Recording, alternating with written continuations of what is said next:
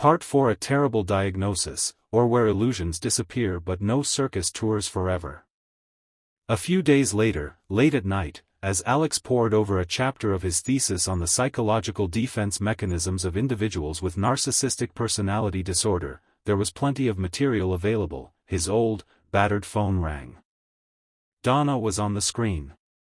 He picked it up, expecting another round of complaints or an invitation to another session. "He called you a clown." Donna's voice on the other end was hoarse, lifeless, devoid of its usual hysterical vibration.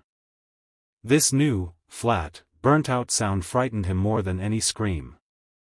"And me, the leading clown in a stupid, predictable circus." He said it was time to stop these experiments on her already fragile mind and think about something serious. About children, about an heir to continue the family business, to have someone to pass on all this. She paused, and Alex heard her sniffle, trying not to cry, and failing in the attempt. "I hate him. I hate his cold voice, his calculations, the way he views me as an incubator for a future shareholder. And I hate myself for not being able to just up and leave. For these walls.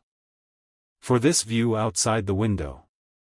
For the fact that my father will stop talking to me and cut me out of the will. Alex, I'll really go crazy. Not pretending, as he says, but really.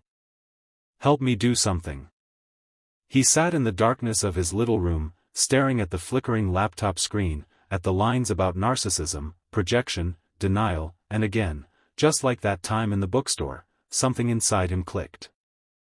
Only now it wasn't the click of resentment or greed, but the click of a cold, clear, almost surgical decision. He was tired. Tired of her constant suffering, of his half-measures, of this game of good doctor for big money. It was time not to bandage the wounds, but to latch the abscess. Time to cut.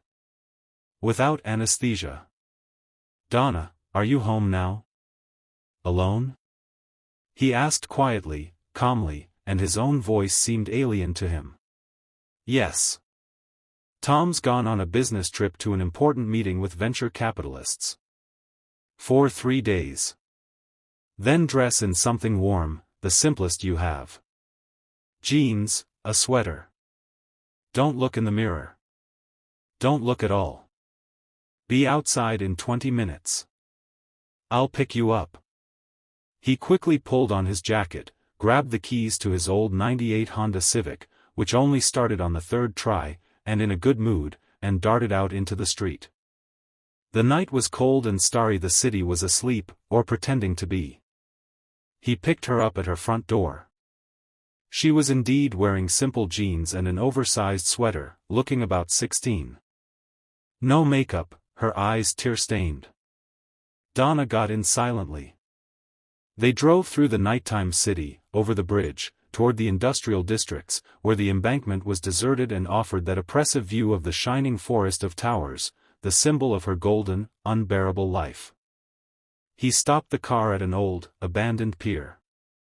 They got out. The wind was biting, salty, seeping under their clothes and nipping at their skin. They stood, looking at the lights. "Do you know how I felt about you at school?" Alex asked, looking not at her but at the distant lights of her loft, which, to his surprise, he was able to spot. She shuddered and turned to face him. In the light of the distant streetlights, her face seemed pale, almost translucent. "Contempt," she said almost silently, and it wasn't a guess, but a statement. "Envy," he breathed out honestly, mercilessly. "Pure envy. I thought you had it all. Absolutely everything you could dream of. Beauty, money, attention, a future mapped out like clockwork. Now I see that you have nothing of your own. You are a beautiful, incredibly expensive candy wrapper that someone else decided not to open but to place under glass for a collection. And inside, it's not even emptiness. Emptiness could be filled with something of your own. There's a vacuum there. An absolute, cosmic vacuum. You're not crazy, Donna. You're not alive. You died somewhere between your father's expectations and your fiancé's cold calculations, and now your existence is nothing more than the ritual dance of a very expensive, very beautiful doll on its own grave." He spoke harshly, mercilessly, pouring out on her all the anger he'd accumulated over years of study, poverty, and observing people like her, at the injustice and futility of such an existence. He offered no hope, no solutions. He made a diagnosis. The most terrifying diagnosis. Clinical death of the soul, despite the complete outward well-being of the body and bank account. She looked at him, and tears streamed down her face silently, continuously, without sobs, without any attempt to wipe them away. They simply flowed, like water from an overflowing vessel, soundlessly. "What should I do?" It wasn't even a whisper, but a barely audible exhalation. "Choose," Alex snapped, finally turning to face her. His eyes in the darkness probably seemed bottomless and merciless to her. "There are only two options. The first is to say, no, no to my father, no to my fiancé, no to this sham life. Take responsibility for your own worthlessness and start from scratch. It will be scary. There will be tears, my father's anger, perhaps poverty, the ridicule of former girlfriends. The second is to say, yes, agree, become an incubator, become an ornament, become a silent addition to your capital. But it must be your choice. Not capitulation. Not, I was forced into it. If you choose, yes, do it consciously, with a full understanding of what you're condemning yourself to. And then stop complaining. Live in this role, but choose for yourself." He paused, letting the words sink into her consciousness like salt in a wound. "You're afraid of running out of money. Find a way to earn money, at least somehow. Go study hairstyling, floristry, ceramics, damn it. You're afraid to be funny, so allow yourself to be funny on purpose. Buy those stupid eco-friendly bathroom cleaning toys and invest in their production if they both infuriate and amuse you, but do something of your own. Your fear isn't a prison with bars. It's inertia. You're just lying at the bottom of a golden pit, afraid to move because you don't know what will happen next. Just take a step. In any direction, but take a step yourself." He fell silent. The silence was broken only by the wind, the distant hum of the city, and her silent tears. She stood there, clenching her fists, staring into the darkness. A minute. 2.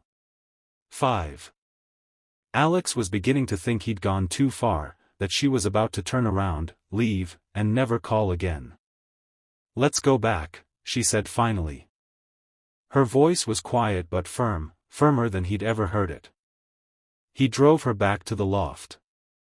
At the entrance, Donna stepped out silently, without looking back, and disappeared through the heavy door. Alex sat in the car, turning off the engine, feeling a strange emptiness mixed with an adrenaline rush. That's it. He'd done what he could. He'd crossed every conceivable ethical line. He'd likely just destroyed his only source of income. And perhaps ruined her life. Or, conversely, given her the chance to build one for the first time in years. He didn't know. And this unknowing weighed heavier on his chest than any weight.